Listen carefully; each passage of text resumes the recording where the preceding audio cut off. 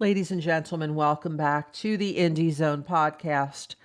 My name is Kathy. I recommend that at your earliest opportunity, you please read the Declaration of Rebecca Boone in support of motion to be heard and unseal records. The media filed a declaration. It is information statements made by Ms. Boone. This declaration begins by saying, I, Rebecca Boone, declare and state as follows. I am the supervisory correspondent for Idaho for the Associated Press. As such, I have personal knowledge of the facts and statements contained in this declaration. I have 26 years of journalism industry experience, much of that time spent covering the judicial branch and criminal justice issues.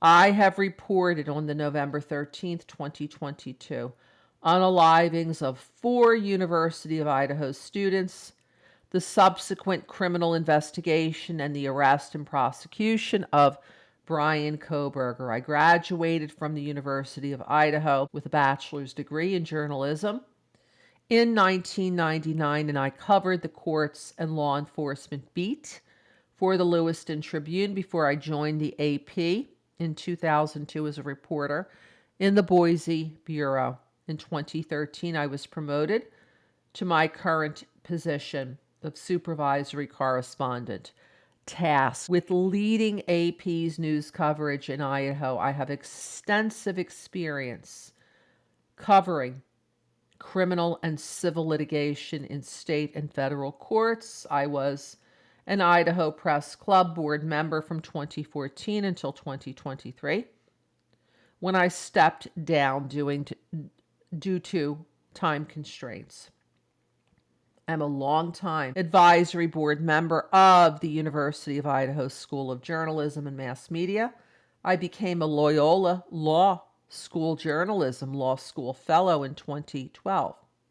I also regularly serve as a panelist for training programs offered to teachers and journalists through a partnership between the University of Idaho College of Law, the Idaho Supreme Court, and the U.S. District Court of Idaho. I co-wrote and presented a continuing legal education, and during these panels, I typically train attendees on subjects including news literacy, how to access court documents, the ethics of covering the courts, how to incorporate the rule of law into press coverage, and why press access to the judicial branch is vital for an informed citizenry.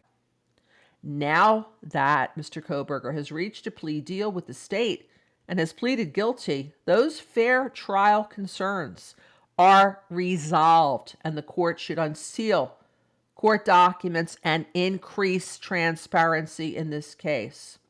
We do not seek extraordinary access now. Rather, it is our hope that the court will simply reweigh its balancing of Sixth Amendment and First Amendment rights now that Mr. Kohberger has pleaded guilty. And it goes on and says, paragraph 9, on June 26th, I counted each order listed in the online case file and then counted each order to seal. I did not include stipulations to seal or motions to seal, or did I include orders to redact rather than seal. Since this case began in 2022, there have been 465 orders issued by the court. More than half of them, approximately 246 in all, are orders to seal.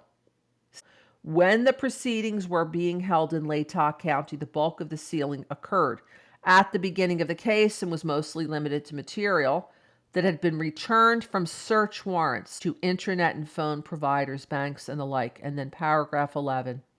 The majority of orders to seal have been issued since the case was moved to Ada County.